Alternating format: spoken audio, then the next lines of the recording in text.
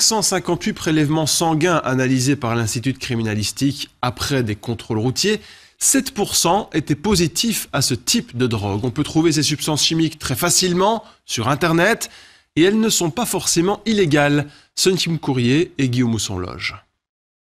Ces petites pilules aux couleurs flashy et au nom racoleur sont des NPS, des nouvelles substances psychoactives. C'est le nom officiel donné à ces formes alternatives de drogue. Et surtout, elles ont de plus en plus de succès en Belgique. C'est en tout cas ce qui ressort des analyses menées sur 558 échantillons sanguins prélevés sur des conducteurs qui ont été confirmés positifs à la drogue lors de contrôles de police.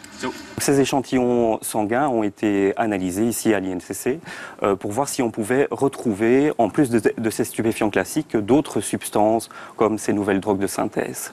Et donc sur la totalité de ces échantillons, on a vu qu'environ 7% d'entre eux contenaient des nouvelles drogues de synthèse. Ces drogues ne sont pas toujours repérables par des tests salivaires classiques. Une autre analyse a alors été réalisée sur près de 200 tests négatifs aux drogues connues. Et là, surprise, 11% d'entre eux ont montré des traces de drogues alternatives.